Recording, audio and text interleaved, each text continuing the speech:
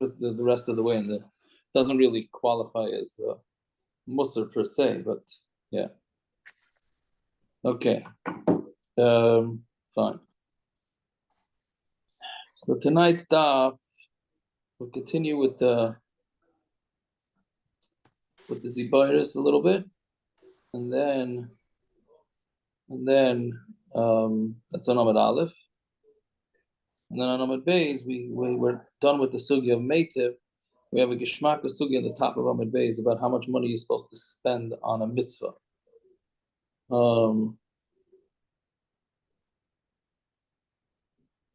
Right, so that's stuff. Okay, so we're on the bottom of Chesam Beis. Where do we leave off? I noticed today some of the Gemaras have a dot by it. Omar Abaya.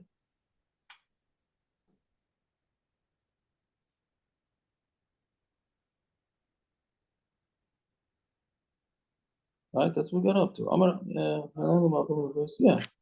Right, so Omar Abaya. Yeah, about 8-9 lines down. Yeah, Omar Abaya. Reuven shemacha sada l'Shimon. Right, so Reuven sold a sada to Shimon. Achrayas. He sold it with achrayas, meaning it's very interesting what achrayas is. Achrayas literally means responsibility. But every land, like we learned on Friday, every land comes with an automatic responsibility, right? Meaning, if I borrowed money from somebody, and after I borrowed the money, I went and sold my house. That house is an automatic lien. If I don't pay it back, the lender can come take the money away, take the house away from the guy who bought it from me, right? But what achrayas does is achrayas makes me responsible to the guy and guarantees that I'm going to give him back his money, right? So Abaya said that Reuven sold his field to Shimon with achrayas, means he's going to take responsibility, right?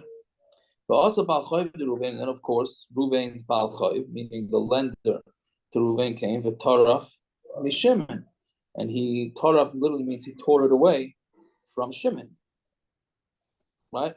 So that's your classic case. That's everybody's worst nightmare. They buy a house, and then the creditor comes and says, "Hey, buddy, that's my house. The guy owes me money." You know who does Reuven Mishtaytin Ba'adei. So really, the thing is that Reuven can go talk to the guy and try and handle with him. And the creditor can't tell Reuven, I have nothing to do with you. Because the reason why Reuven can say, listen, I want to get involved here, because if you take the field from Shimon, Shimon's going to come after me. So if Shimon comes after me, then I'm going to have to deal with Shimon. So therefore, I could deal with you. Meaning, again, this creditor is going to get the field from Shimon. Reuven wants to get involved by saying, hey, maybe you're not allowed to take it. The creditor says, Reuven, I got nothing to do with you. This house is in Shimon's property and it belongs to me. You're out. And Reuven can say to him, no, I'm allowed to hock it because Shimon will come to me if you take the field from him. So therefore, I'm allowed to talk. Right? So that's one way. Even if Reuven sold it without achrayas, meaning he didn't guarantee it. I don't want Shimon to have tainas on me. Right? If Lamaisa, even though I'm not achrayas, I didn't take achrayas on it, but Shimon's going to come, he's going to have a bad feeling towards me because I sold him a house and the house was taken away from him. Right? So therefore, I'm allowed to talk to you. Okay, that's another case. Again, Reuven sold the field to Shimon with no achrayas. Now we start today's daf. Asikin. And asikin means, Rashi says, what do you call it? Complainers, saying that it's their field. Meaning, basically, they're saying Reuven sold the field to Shimon, but he sold him the Brooklyn Bridge, right? Because he didn't even own the field. The article says in Yonah Diyama, protesters. Oh, protesters. Ah, there you go. I hear. Okay, so meaning they protest and say this guy sold you a house that didn't belong to him, right? So actually, before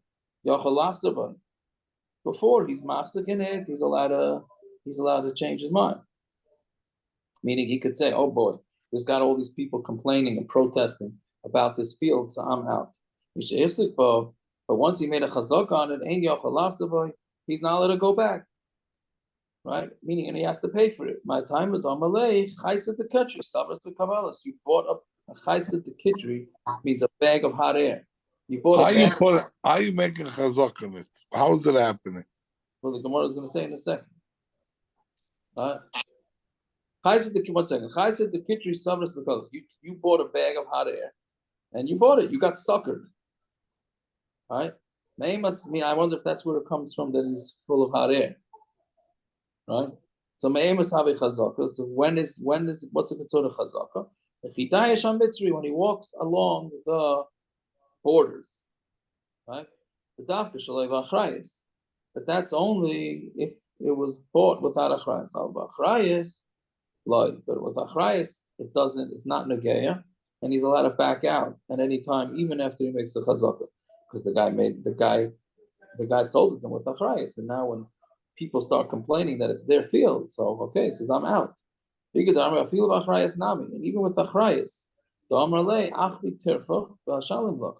even with achrayas, he's not allowed to back out because he could say, the seller could say, show me your star that they took, the Bezdin took the field away from you. Again, Reuben sold the field to Shimon. Shimon says, hey, these people are after me and say the field belongs to them. So once he makes a chazaka, according to this version of the Gemara, once he makes a chazaka, he's not allowed to, he has to continue payment. Oh, it was sold by, even if it was sold by achrayas. Oh, why? Because the seller could say, listen, if they take it away from you, I'll pay you back. But right now they haven't taken it away from you. Maybe they won't be able to prove it, so therefore you have to stick with it. Achvi terfach, show me your star that they took the field away from you, vashalim loch, and I'll pay you. Right? And what's your problem with that? No, I'm just trying to understand what rights once you sell it does he have to go to him? I mean, why once Shimon sells it does Reuben have the right to go to him? Shimon didn't sell it. Shimon bought it from Reuben. Shimon bought it from Reuben, and Reuben owes people money, correct? Well, that doesn't. Here it really seems that it's not so much that they owe money. It's that their people are complaining that the guy sold him a field that didn't belong to him. He ripped the guy off. What do you mean? He doesn't have. They don't have a deed. He's not buying it. I guess there's no deed or whatever. He ripped him off. He sold him a bag of hot air. He sold him the Brooklyn Bridge. What do you mean? When they buy the property, there's no deed. How does it work? I'm saying. I don't know how it worked back then. It seems like he didn't work with deeds back then. So then, how is the guy buying it that it's his? If I go over to you and say, "Hey, this nice house here, I want to sell it to you," right? You trust me that it's my house, so you buy it from me. Sure. Not. I don't trust you in a house. If you want a pen, I'll give you a pen. But in a house, I'm not doing anything without something. But this guy did. Okay, I'm saying okay. This guy did. So that's what he told him. You thought about it. He didn't do his due diligence, and he didn't check that there was a title on it. I'm saying he guy messed up. Zev. Yeah. Let's say I'm just using this as an example. I have no idea. Let's say Shmuel Grossman. You see him doing this house on Beach 12th Street for 3 years. He's doing. So now he says, "I want to sell it to you." So you buy from him, and turns out Shmuel he didn't own the house. He's the builder. He doesn't own the house. There's an owner. Shmuel's working for the owner. You don't know. He's an honest Yid, and he says, "I'm selling you the house." Right. Yeah, that's again. The guy got ripped off. What you say? He got ripped off. That's it.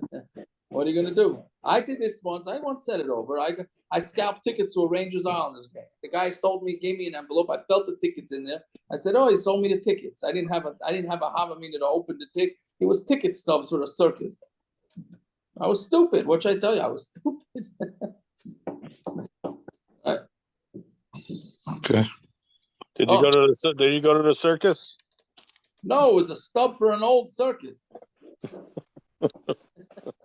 We have an expression, a legal expression. It says, "Let the buyer beware." Yes, 100%. Right, it's 100%.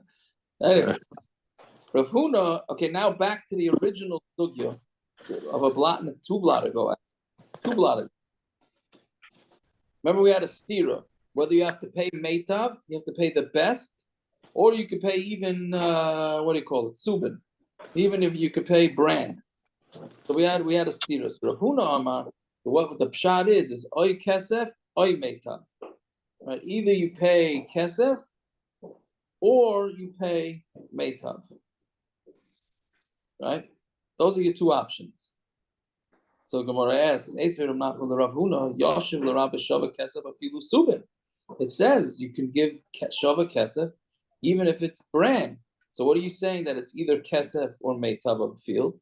So Gemara answers, I'm asking him, but the less like it's talking about where he has nothing else. All he has is brand. So if that's the only thing he has, so he can give it. So Gemara says, either less like pshita.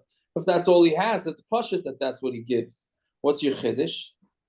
When it's about the same Amrina Zil Torah Chazavin Ba'isila Kesef, you might have thought that we say to him, go and be matriach yourself, and you sell your whatever it is that you have, and then bring Kesef. Kamash Malan, that he doesn't have to do that. He could just give him whatever it is that he has, and that's enough. Right? Which is interesting. We'll get more into this in the next couple of blot, but this guy, it's a kula, right? This guy's damaging, right? He damaged somebody. So listen, all I have is brand. If I was in charge, I would say, if I was the best, then I would say, hey, go sell your brand, bring it back the cash, and give it to the poor guy that you damaged. The Gemara is saying, no, he doesn't have to do that. Rav Huna is saying he doesn't have to do that. He could just give him the brand, and it's his headache to get rid of it. Why that's fair, I don't know, but that's what Rav Huna holds. Amar Ravasi says ksafim harein karka. Money is like karka, so that's a pretty cryptic sentence. Kesef is like karka. So what does that mean? Lamai hilchasa. What's the halachic implications of that? If you're saying that it's kesef is like karka, and you have to pay the best. Hainu de Rav Huna. So that's the same thing. Rav Huna just told us that. So that can't be. Ella, now the Gemara goes through a few options. Ella, Shnei Achim Shecholku. We're talking about 2 brothers who divided a Yerusha. Which already you know is a recipe for disaster. One brother took all the cash, and the other brother took all the real estate. Okay. Uba Bal Chayiv and not al Karka. So a Bal Chayiv meaning the guy who the father who died owes money to came and decided to take karka. So now what? So now, well, obviously the guy that took the karka is going to go to the guy that took the cash and say, hey, it's not right. I just lost all the karka. Give me some of your cash. Right? So the azal high. So what Ravasi, when he said kesef is like karka, what he meant is this guy could go, b'shogel palga b'ksafim b'hadei. And he can go take half the money. Right? That's his chiddush. Again, he had 2 brothers, Yashin the father, who was a balcha, who owed money. Right? So one brother took all the cash, one brother took the fields. The lender came and took the fields. So his chiddush is, well, kesef is the same as karka. Therefore, the guy who had the fields can go back to the brother with the money and say, hey, you got to give me half your money. So Gemara says, pshita, it's pashut. Hi brava, hi labra. One is a son and one is not a son. Right? They're both achroi to make sure that their father's debts get paid. Like we said, only from the father's money. Kids are not mechuyev to take their own money to pay their father's debts. Right? But it's their father's money. So that, before they yashin it, goes to pay back the father's debts. So one son is not a Baal Chayv and the other one is a Baal Chayv. They're both a Baal Chayv. So of course Isn't it only against Karka? what? Isn't it only against Karka?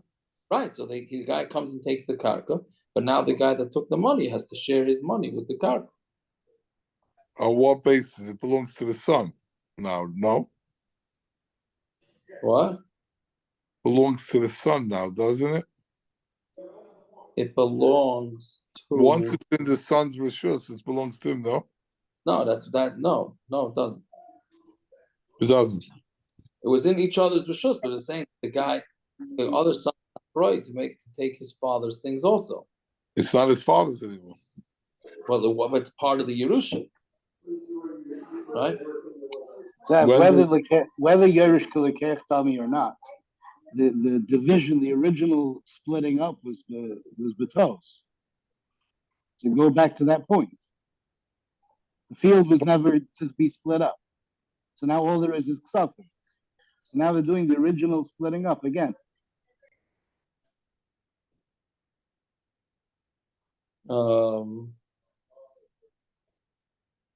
But let's see the next case, because the next case is the next case is even more is more confusing, and not confusing, but that's the Igad Amri Adarabba, which is maybe that's what Zev is saying. Igad Amri Adarabba Idach Kisa goes the other way. Damarlei Lachar, this is what you're saying, Zev. Damarlei Lachi Shakli Ksafim. Why did I take the cash? Di Mignavi Lai Mishtamim Enoch. Because if money is stolen, I'm not going to be paid back by you, right? And that's why you took land, mitrafa, because if the land is taken from you,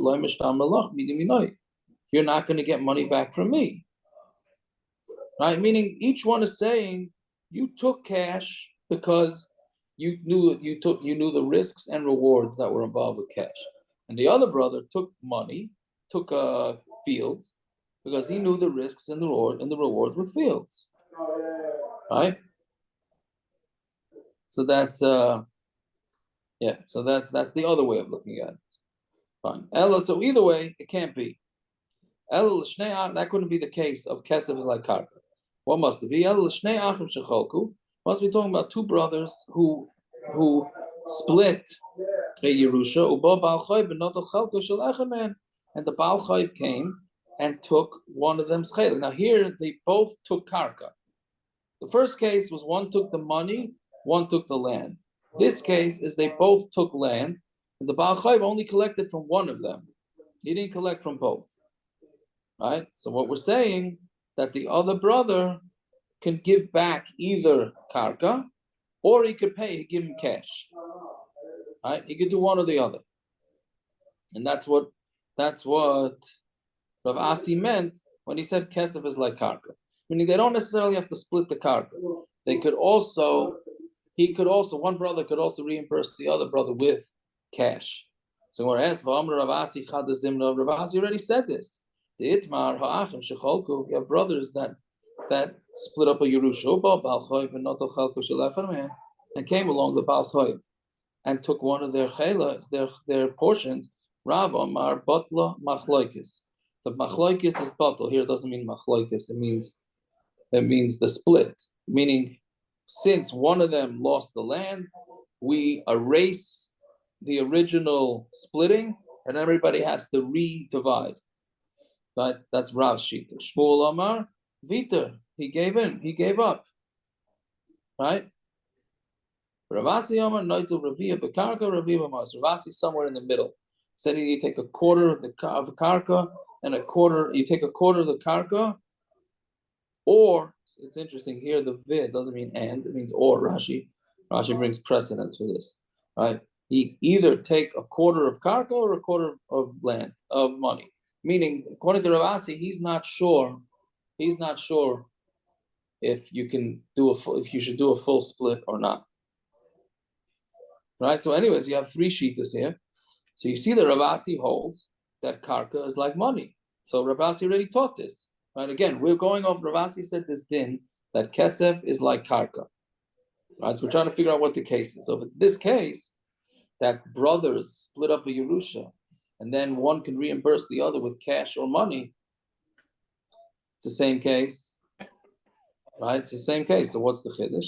So now the Gemara continues. Rav Amar Batla Machlokes. The Gemara now goes to there's three shittas here. Why they say it? So Rav says the original splitting is batal. Brothers that split are like Yarshim, right? And since they're like Yarshim, each one is achrei for the father's debts. So therefore, if one's was taken, the other one has to help the other reimburse it. Shmuel Amar Viter, he gave it up because he holds the opposite. Once brothers divide a Yerusha, they become like regular purchasers. Not only are they regular purchasers, they're regular purchasers without responsibility. So since they're regular purchasers without responsibility, if one Baal Chayiv comes and takes it from this guy, so that's it. He's a tough luck. It's a tough luck loss. Ravasi says you split it, meaning you give a quarter. The sapkale, because he's not sure, he has a suffix. Either they're like Yarshim and he has to split everything. Somebody gets nothing. So it's an interesting shita, Ravasi. He's not sure. It's either one guy loses everything, or the other guy has to pay everything back. Ravasi's not sure. He says, you know what? Pshara. Do a pshara. Do it down the middle. Give a quarter. Okay, so bottom line is we don't have a pshat yet in what Ravasi said. Elamai, Harein Kikarka. Right? So what does it mean, Harein Kikarka? Linin Meitav. It has to do with Meitav. Right? So the Gemara says, that was originally what we said. It can't be Meitav because he's saying the same thing as Rav Huna. So the Gemara says, that is Rav Huna. So let's change it. V'chein Amar Ravasi. And Ravasi agrees with Rav Huna. And Ravasi says the same way you have to pay from Meitav. So Ravasi saying the same thing as Rav Huna. Okay, now here we get to a little Gishmaka Sugya. From Matashavas, episode Gishmaka Sugya. Amar Rav Yisera, Amar Rav Huna. It seems like the only reason why this is being brought is because it's Rav Huna. The mitzvah ad shlish. For a mitzvah, you have to spend up to a third of your money. Okay, now what does this mean? Meaning, if you need to buy tefillin, so you need to spend a third of your money. Right, so my shlish, what does it mean, a third of the money? Come on, tell me base. Now, Elam, a shlish base, if it means that you have to sell a third of your house to do a mitzvah, if that's the case, so that means if a guy needs to do 3 mitzvahs, right? Let's say Rosh Hashanah time, he has to buy himself a shofar, he has to buy himself a sukkah, and he has to buy himself a lulav and esrog. Leisav lekule beisa, he's got to give his whole house. That's it. Meaning, if you're saying that a guy has to spend a third of his money on a mitzvah, okay, so he has 3 mitzvahs in front of him. That's it. He's homeless now, right? So that can't be. No. What I mean, when he buys the shofar, so he has $100. When he spends $33 on the shofar, he always has to spend $22 on the lulav. What I mean, because it's a third of what's left. Yeah, that's what. So I was wondering that, but the Gemara is clearly not learning like that. Right? It's a third of the money that he had then. But he has more mitzvahs. He has all the sudas also. What happened? Maybe this is a raya that you should go out and spend big money on an esrog. Why don't you invite this fellow to the sudas? He could also lend him the shofar. Right. And the lulav and esrog. Tiago, maybe this is a raya you should spend big money on a lulav and esrog. Oh, so we'll get to that. Well, either way, it's not a raya that you have to charge big money for an esrog. Very good, Gershon.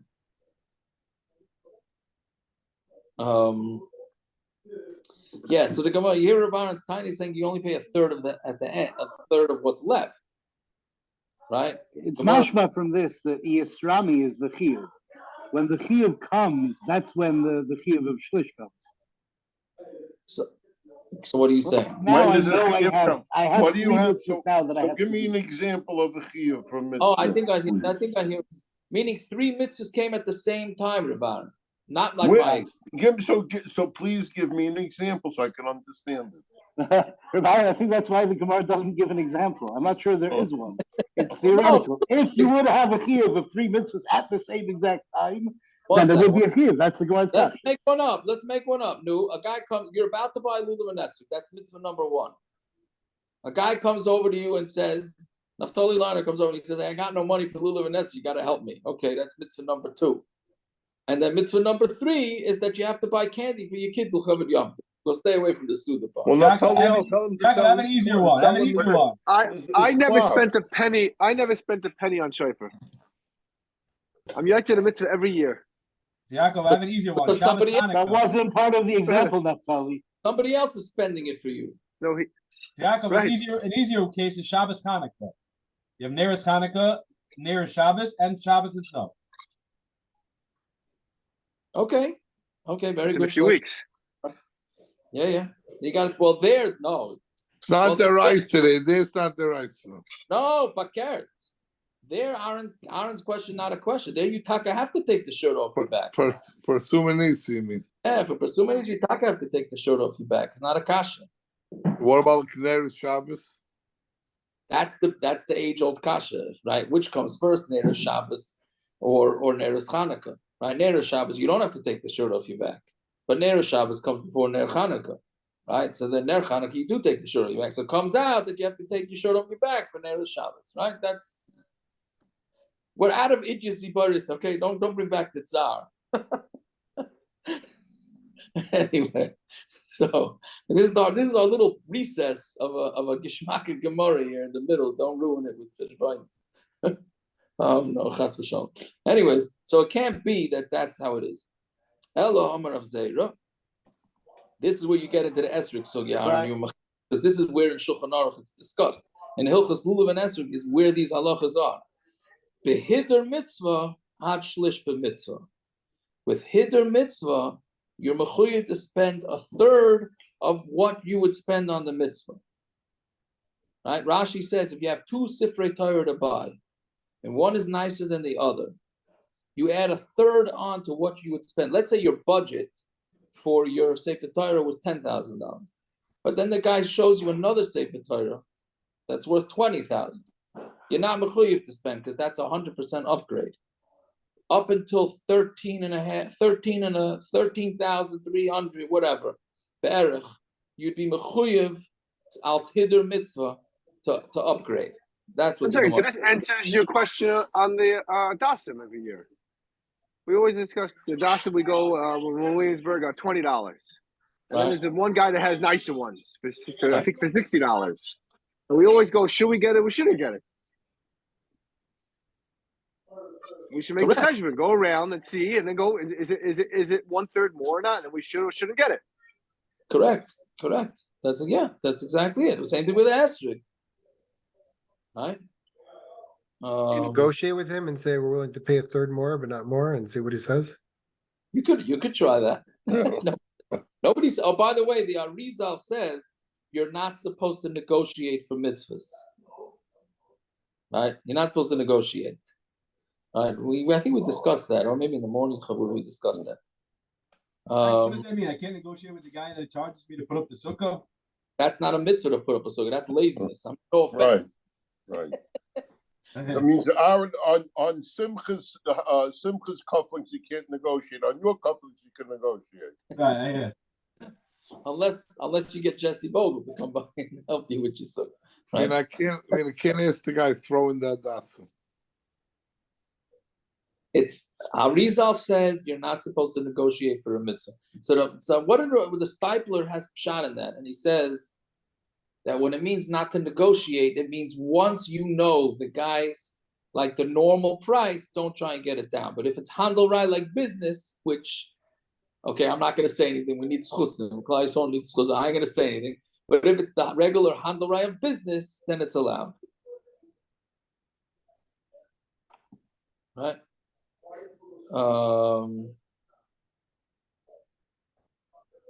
Yeah. Anyway, so that's what it is. You're supposed to spend up to a third. Now that's the way Rashi understands it. Tosfos, fascinating Tosfos. Look at the Tosfos, third Tosfos down. Oik shlish b'mitzvahs pirish shemotza esrei ke'egos. Let's say you find an esrei the size of a walnut. It's not a financial thing. It's a size thing. It's a wild Tosfos. It's a wild Tosfos, right? Meaning it's a size. Meaning it could be $1,000 more. According to Tosfos, the bigger esrei could be $1,000 more, as long as it's up to 33% bigger than the basic minimum size of Chazal. You're mechuyev to buy it. Rashi is learning it as a financial thing. Tosfos is learning it that it's a size thing. The shlish of the hitter. It's the shlish of the hitter of it. It's interesting. Yeah. Not a shlish of the hitter. Right. It's a hitter to be bigger. So go a third bigger, not a shlish of the hitter.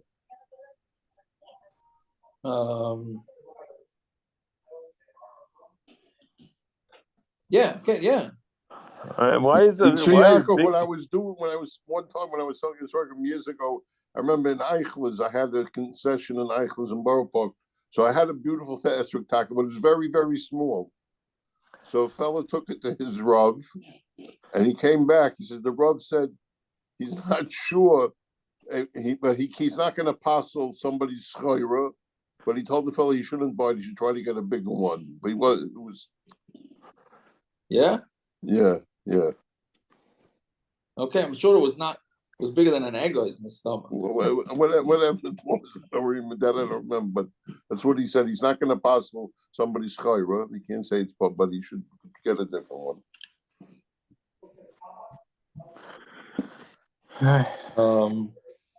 Is there anywhere it says that bigger is better? I mean, besides. Yeah. It's a Tosfos and in Bava Kamma the Chesam base.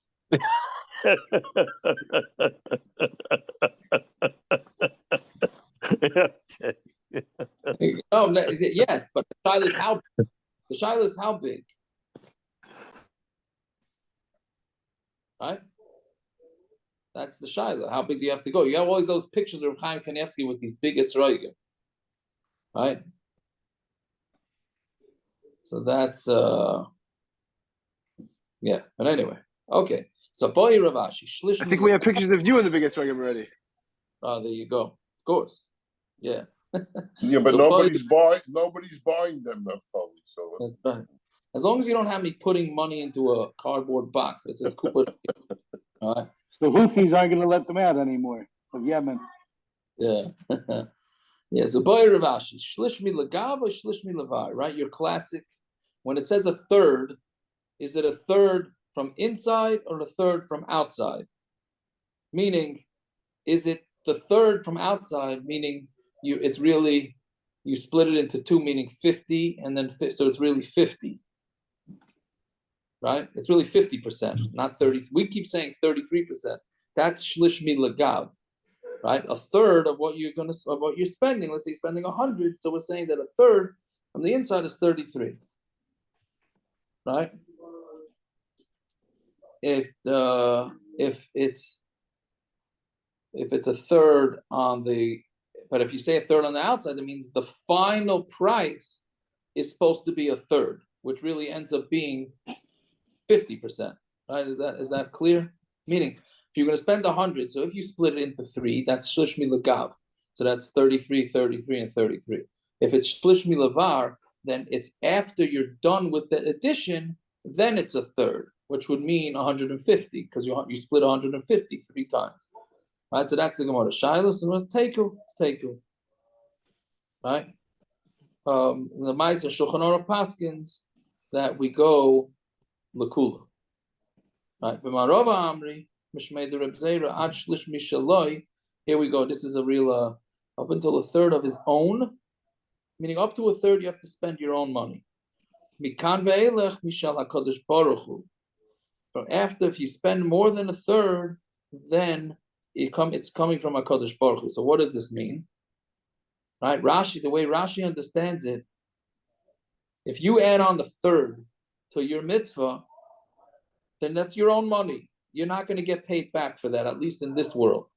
But if you add more than a third, then Hashem's giving it back to you. Meaning, well, if we talk about Shabbos being free, right? Whatever money you spend on Shabbos doesn't come out of your calculations in Rosh Hashanah to Rosh Hashanah, Shabbos, Rosh Chodesh, Chol HaMoed, right? So here, Rashi is using this Gemara to say that if you spend more for Hiddur Mitzvah, anything more than a third, you're going to get paid back for, which is a source for spending lots of money on a lulav and esrog, right? That's a source because the chayr from this Gemara, according to Rashi, you're going to get paid back, right? This last Gemara makes the Teiku a big chiddush. Why would the Gemara say Teiku if it's not Megeya? Well, I think this Gemara is not going with the Teiku. I mean, it's machloikas if this is true or not. Sounds like in Marova Amri. In Marova, they said something different than in Bava. I mean, if a guy gives away 50% of his income, he's a gazillionaire, and he's giving away 50% of his income for tzedakah, so he doesn't get to schar in this world. That's basically what it's saying. Yeah. Well, Marava agrees to the original because they agree to the shir, shlish. Everyone agrees to shlish apparently. Marava add the take was not negeya because it'll come back. Does that apply to tzedakah also?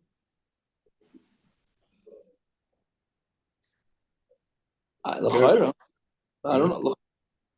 Now, Rabbeinu, well, there's what's no the shear. mitzvah? How much is the mitzvah you have to spend on tzedakah?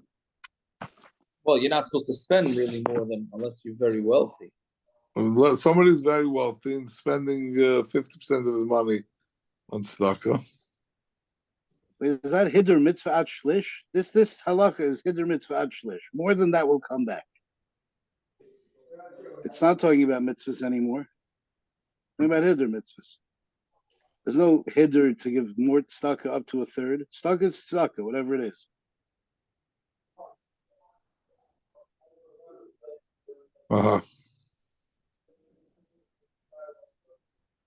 Yeah, but anyway, Rabbeinu Hananel has a different, fascinating pshat. Rabbeinu Hananel has a few pshatim, but his last pshat is that you got to listen to this. It's gishmak. I mean, I don't know what it means. But he says up into a third, you have to spend your money. After a third, if you got easy money, then you're mechuyev to spend more.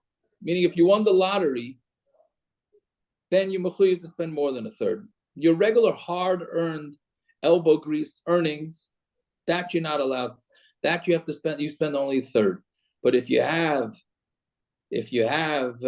easy earnings, let's say a lottery, I guess interest in a bank, some things that you didn't have to work. What happens? He has a no-show job by his father or his shver. That could be that usually comes at a price at some point. Well, I'm just wanted to say if that's a price. There's a price to be paid. Nothing free in this world, but I don't know, Taka. I don't know what would be the case in that situation. Anyways,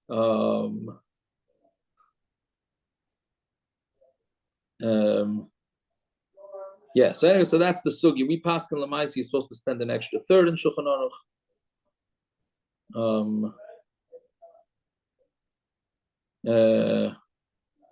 What do you call it? What do you mean? If the going rate, let's say for a esrog is 120, it's not only the going rate. It has to do with what you were willing to pay. You got to up it a third. If the opportunity comes, doesn't mean you got to go spend 6 hours by the esrog place. We're talking about where you whittled it down to 2 esrog that the guy gives you. You went in going thinking you can spend $100. The guy says, "Hey, this esrog is 100, and this esrog is 130." Right? So you'd be mechuyev to go the extra if the opportunity is in front of you. You're not mechuyev to go search to find. No, it's if the opportunity presents itself, then you're mechuyev to go a third of. You're not mechuyev to go, at least the way I understand of Shulchan Aruch. You're not mechuyev to be proactive and go find a better one. We have to bring in basher. We have to bring in, that it, what you went to the. You have to have. There's an element of Bashert, when you go look for an Esther, right? They could have opened the new box a minute before you came, or they could have opened a new box 5 minutes after you leave, right? You're not going to sit there a whole day. It's the mice. It's the luck of the draw at the end of the day. Basher Husham. Yeah, don't that one I don't understand. Don't especially these days. Basher Husham, I'm having a very hard time. All right, so yeah.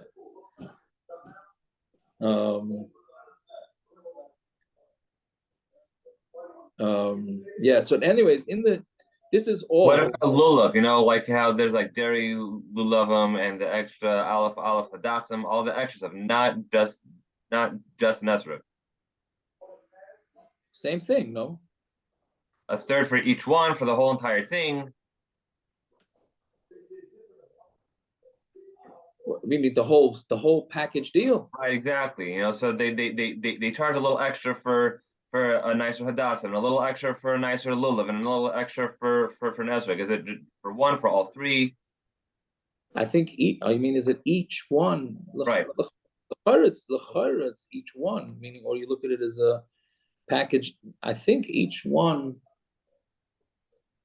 I don't know. So when I walk in to buy, I have to, instead of saying, okay, I have $250 here to buy Arvaminim, I can't do that. I have to say, okay, I have 170 to buy an asterisk, I have 70 to buy a lulav, I have 30 to buy whatever, and then add to that. Yeah, okay. Now, what about time? What if someone, instead of spending the money, wants to actually be osik and cut them themselves? Is that a higher level, or should they spend money and be lazy?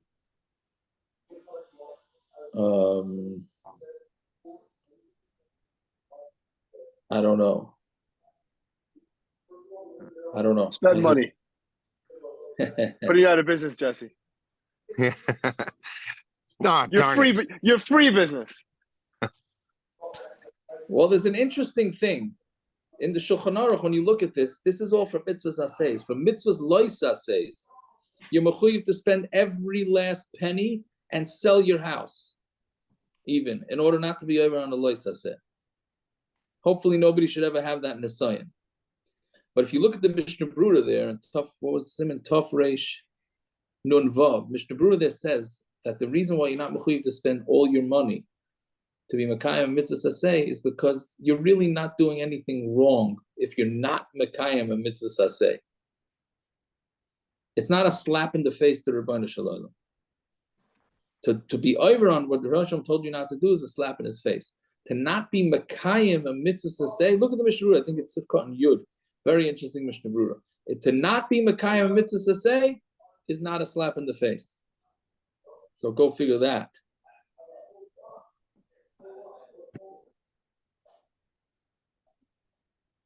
Right?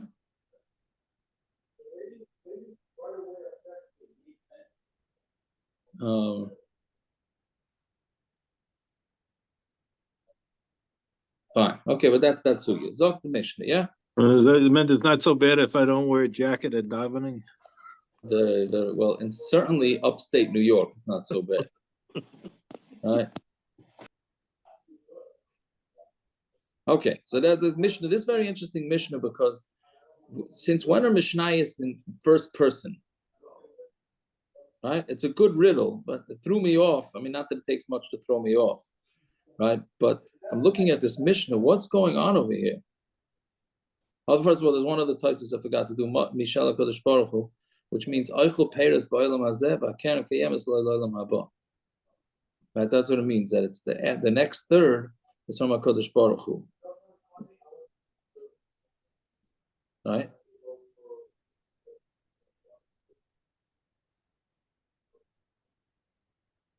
I don't understand what that means. You'll get the Peres Ba'olam Hazeh, and you're going to get the schar. I mean, you're going to get the schar of both. If you spend more than a third, it seems Why like isn't this in the Mishnah that we say El Dvar? What? I mean, isn't we say every day El Dvar? These are Kerkem. We already said that there's other things. There's other things from that Mishnah. Not everything is just exclusive to that Mishnah. We said that there's other things. Okay, I missed that part. Where was that Gemara? I think we said no. It's also not really a thing. The things that are in the Mishnah and the Brisa are mitzvahs, specific mitzvahs. This is hiddur in every mitzvah. It's not a specific mitzvah.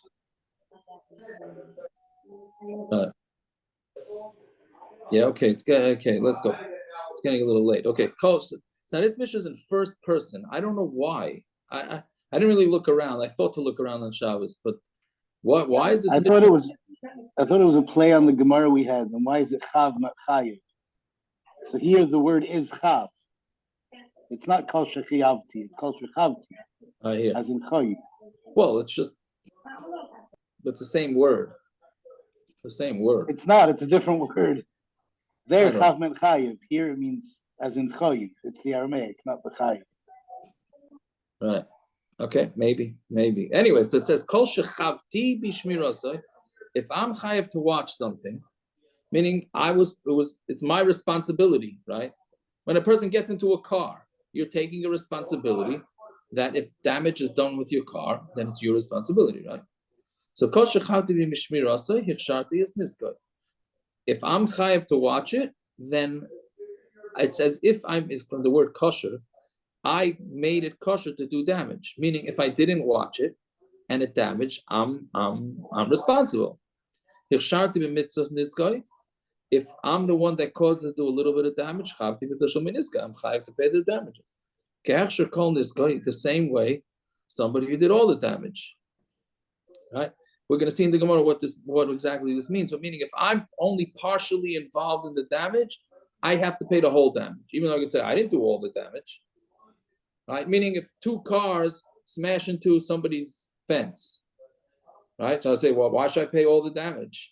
I only did part of the damage. Say, no, you got to pay the whole damage. That's at least what the Mishnah seems to be saying here. You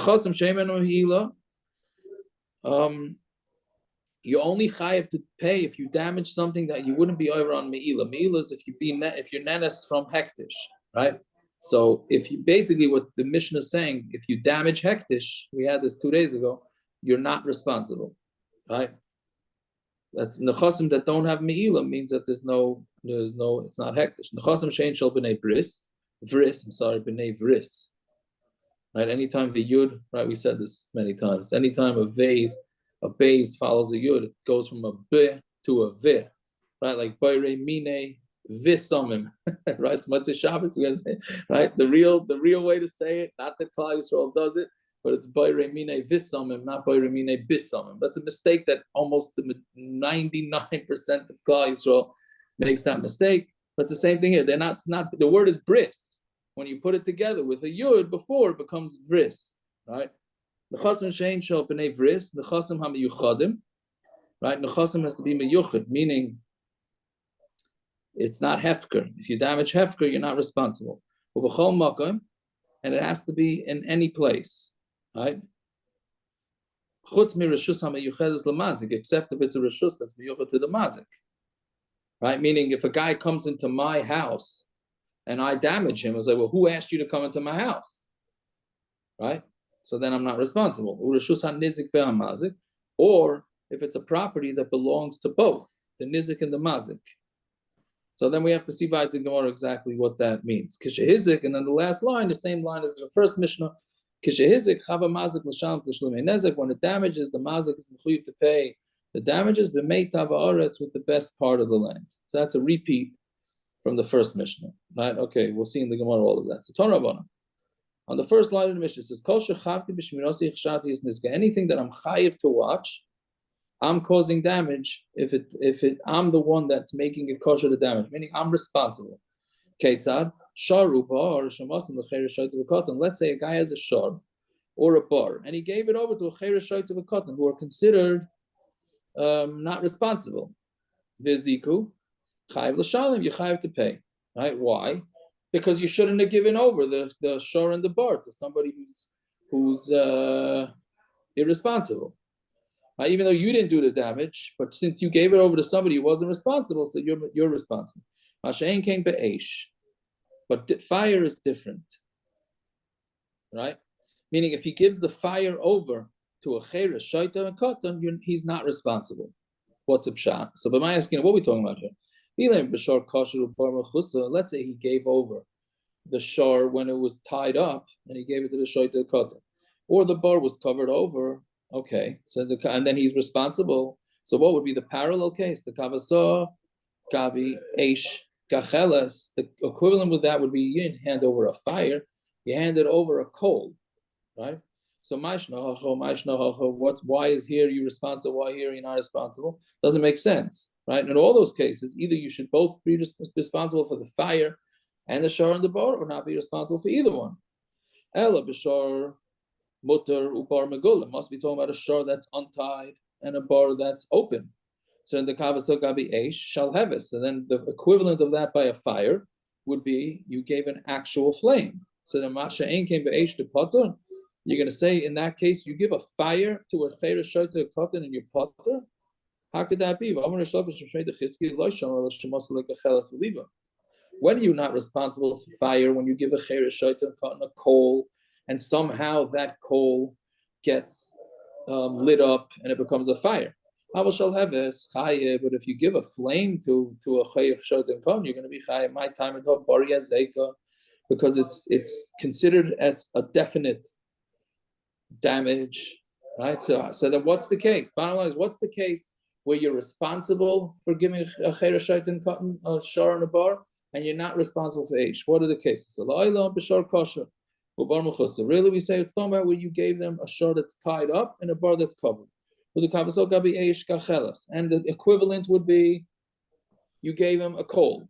With the ka'amrit, and you say and this you say that what's the difference between this case and that case? Shor darker than a tuke. A shor eventually will cut himself loose. You tie up a shor, at some point the shor is getting out of that knot. Darker than a ture, because the derech is for it to drop. Gacheles Kamma the shavakla, but the longer you leave a coal, it gets extinguished. So you're less responsible. Meaning you give a shor, a shor or a bar to a cotton, eventually that shor is going to get untied. Eventually that bar is going to get uncovered. So therefore you're responsible. But in eish, if you give him just a coal, the longer that coal sits, the harder it's going to be to get it into a fire. So therefore you're not responsible. So I'm going to ask a little bit, even if you hand a fire, you're also potter the kavasa hacha, b'shor mutter bar megula. According to him, the parallel case would have to be a shor that's untied and a bar that's open. So according to Rabbi Yochanan, what's the difference? So I'm going to answer is hasam there by a fire tzavsa the cheres kagarim, right? Meaning the tzavsa means the by him holding it, right? It's the cheres shaitan katan that are making that flame continue on someplace else, right? Yeah, meaning if he would just stand there and hold the fire, nothing would happen. It's because that guy went and took the fire, so therefore he's not the owner is not responsible. But here, it's not the cheresh, meaning an untied shor and an uncovered bar are going to do damage. It has nothing to do with the cheresh shaitan cotton. Cheresh shaitan cotton are just standing there. Okay, so they're not good shomrim, but who's the one that caused the damage? The owner, because you left a shor that wasn't watched, and you left a bar that wasn't watched, right? But a fire, if you leave a fire not watched, unattended, but it just sits there, it's not going to do any damage. Somebody else has to come along and stretch that fire or move that fire. So therefore, he is not responsible. Okay, so we'll stop over here. Let's say some tilling. Hold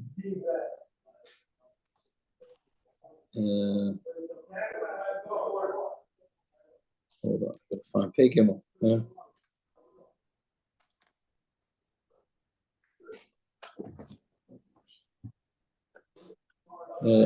Shir mizmor lo asaf. Elem adam elach al techerash val tishkoid el ki hinei oyevecha yemoinu v'sanecha nosu rosh. Al amecha yarimu soid v'yisiatzu al tzvonecha amru l'chu v'nakidem v'goy v'lo yizach Hashem Yisrael oid. Hinayatzu lev yachtav alecha b'ris yichroisu. Alei adam yishmeid l'mayov v'agrim. Gaval v'amayin v'amalek v'leshes and yosh v'tzar. Kamma asher nilva imam hu Yisrael levnei lo yitzela aselem k'midyon k'sisera k'yavim b'nachal kishan. Nishmadu ve'en dar hayu daimen lo adamah shisema nidiveimer k'oire v'chizev v'chizevach v'tamuna kol nisichem asher amru mir shalanu es nois elihim elehai shisema k'galgal k'kashif neruach k'eish tevar yar u'chalavat alahet harim k'entir devem b'sarecha v'sufascha sevaleim malei fereim kolon v'vakshu shemcha adonai yevoishu v'yivalu adeya v'yachru v'yavedu v'yedu ki ata shemcha adonai levadecha el yona kol haaretz achenu kol beis Yisrael hanasurim b'tzara v'shiv yahayim d'mei ma'yom v'mei ma'yvashem hamakom yirachem aleihim v'yotzem etzal l'rvacha v'meyafei l'la'ira v'meshivit b'gula hashtav ha'galav zman kariv v'namar amen. A good tvach, a good yar, Mm. Sudas Amen. Time, what do you think of my